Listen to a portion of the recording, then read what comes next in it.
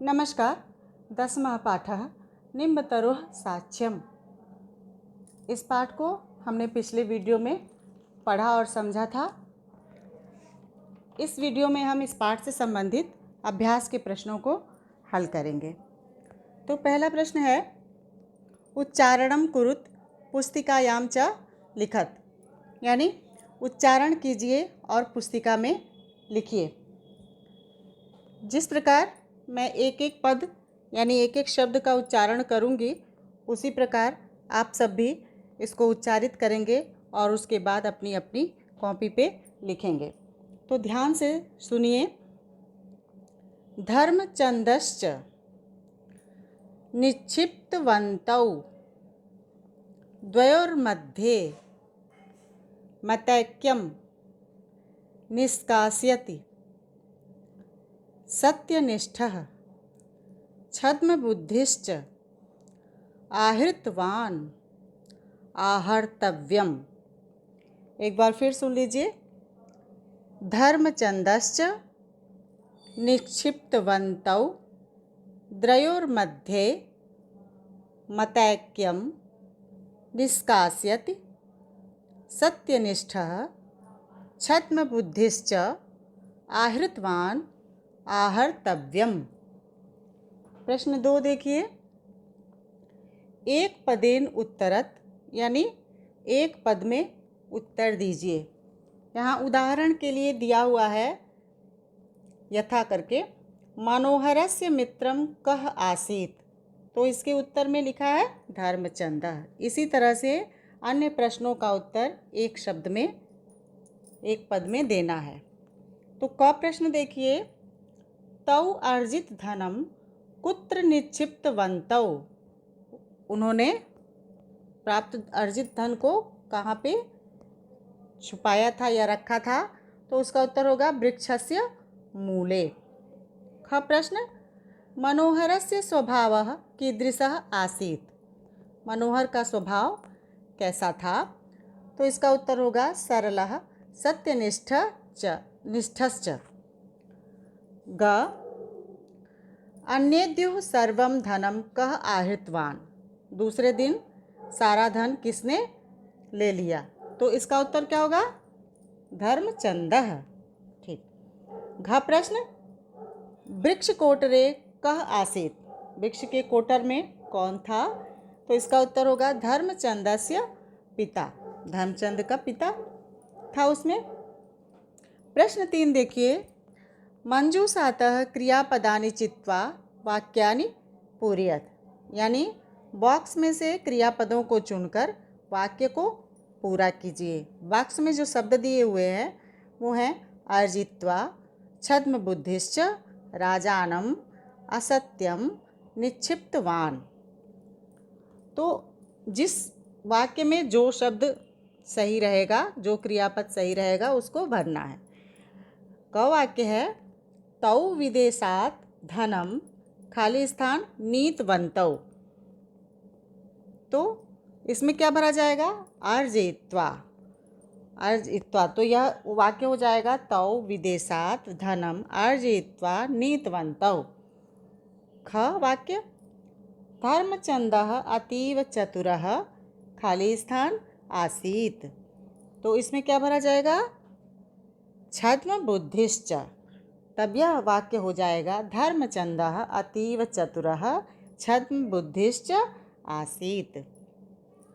ग प्रश्न, ततस्तौ विवदमानौ खाली स्थान फिर प्रतिगच्छतः, तो यहाँ खाली स्थान में भरा जाएगा राजानम। ततस्तौ विवदमानौ राजानम प्रतिगच्छत। घ, निम्बतरु फिर खाली स्थान न वक्ष्यति, तो इसका उत्तर हो जाएगा निम्बतरु असत्य न वक्ष्यति। निम्बतरु असत्य न वक्ष्यति। अगला अंग, स पितरम पुत्रंच कारागारे फिर खाली स्थान, तो इसमें भरा जाएगा निक्षिप्तवान। स पितरम पुत्रंच कारागारे निक्षिप्तवान। अगला प्रश्न, प्रश्न 4 देखिए, रेखांकित पदेश कारकस्य नामोल्लेखम कुरुतः, यानी रेखांकित पदों में कारक के नाम का उल्लेख कीजिए।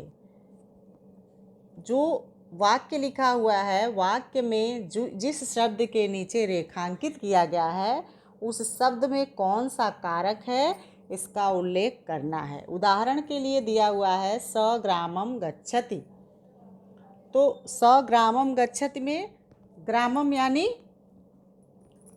गांव को, तो गांव को के लिए क्या हो जाएगा, कर्म कारक। इसी तरह से सब में देखना है कि कौन सा कारक है और उसको लिखना है। क तौ विदेशात धनम अर्जयित्वा नीतवन्तौ, विदेशात यानी विदेश से, तो इसमें क्या होगा, अपादान कारक होगा।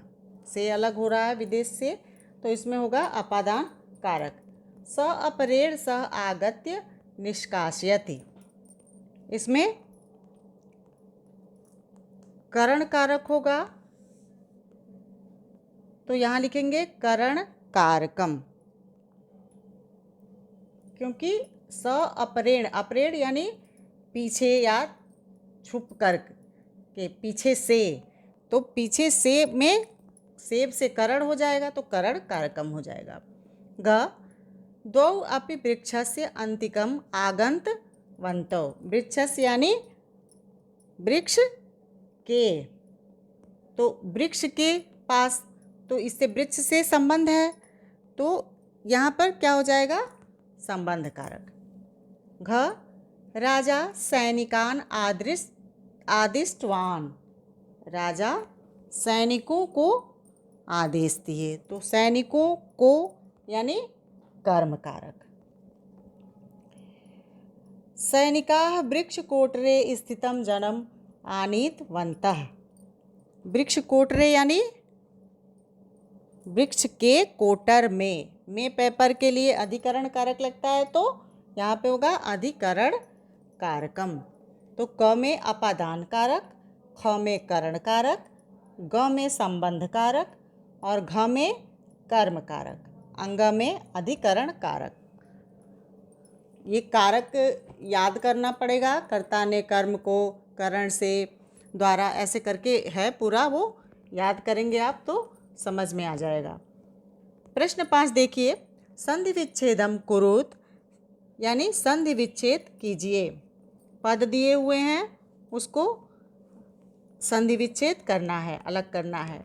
धर्मचंदश्च, इसमें दो शब्द जुड़े हुए हैं, धर्मचंदः और च, तो ये हो जाएगा धर्मचंदः धन च।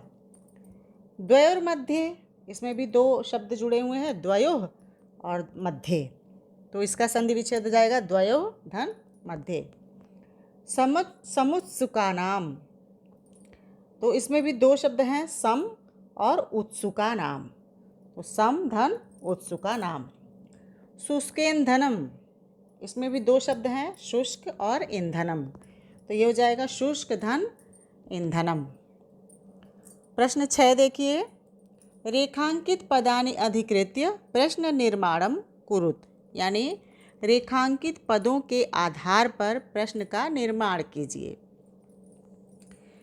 इसमें वाक्य में जो रेखांकित शब्द है उसी पर आधारित प्रश्न बनाना है, यानी कि प्रश्न ऐसा हो जिसका उत्तर यह रेखांकित शब्द हो।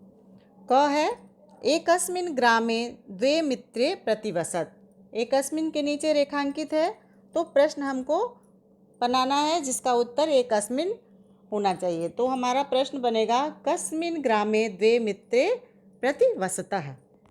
ख देखिए, तौ विदेशात धनम अर्जयित्वा नीतवन्तौ, तो तौ के नीचे लगा हुआ है रेखा, रेखांकित है तौ, तो तौ इसका उत्तर हो, इसके लिए हमें प्रश्न बनाना होगा कौ विदेशात धनम अर्जयित्वा नीतवन्तौ।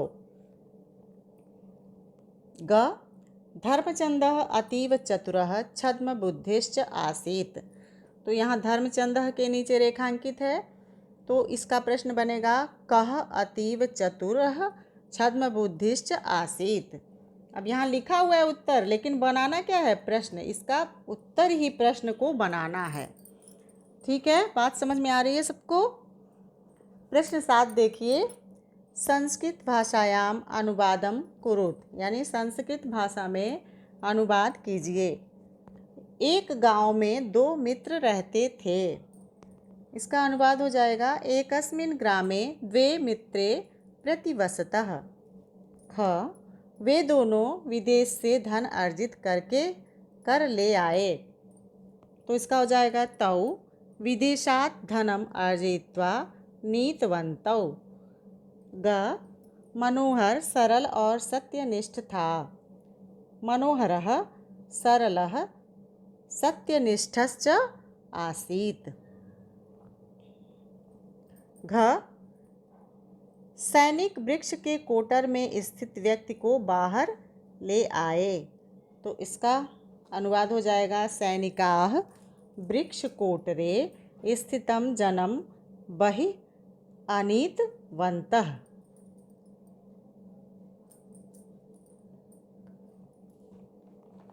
अब हर पाठ की तरह इस पाठ में भी एक सुभाषित वाक्य है।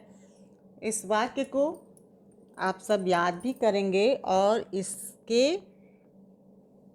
अर्थ को ग्रहण करके अपने जीवन में उतारने का प्रयास भी करेंगे। तो ये सुभाषित वाक्य है, लोभात् प्रमादात् विस्रंभात् त्रिमिर्नाशो भवेन्नृणाम्। क्या है वाक्य?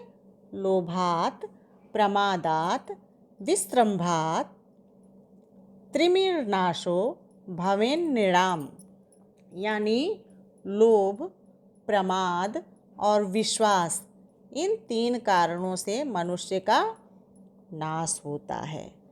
लोभ यानी लालच, प्रमाद यानी नशा, किसी भी चीज़ का नशा, घमंड जो हो जाता है, नशा हो जाता है। लोभ और नशा कि मैं बहुत धनी हूँ, मैं बहुत पढ़ा लिखा हूँ, मैं बहुत अमीर हूँ, ये ऐसा नशा। और एक और नशा होता है जो नशा सब लोग करते हैं, शराब का, सिगरेट का और तंबाकू का, तमाम नशा, वह भी नशा और जो आपके पास है उसका नशा। तो लोभ और नशा और विश्वास, हद से ज़्यादा किसी पर विश्वास कर लिया आपने और उसने विश्वासघात कर दिया, तो ये जो 3 कारण है, ये इससे मनुष्य का नाश होता है। तो ये तीनों, ना ही बहुत ज़्यादा लोभ करना चाहिए हम, और ना ही बहुत प्रमाद में रहना चाहिए, नशे में रहना चाहिए, और ना ही बहुत अधिक किसी पर आंख बंद करके विश्वास करना चाहिए। हमेशा हर चीज़ को परखना चाहिए, नहीं तो अगर ऐसा आपने नहीं किया तो क्या होगा, यह मनुष्य के नाश का कारण हो जाता है, यानी इससे मनुष्य पतन की ओर जाने लगता है। तो ये थे सब आज के अभ्यास के प्रश्न। अगली वीडियो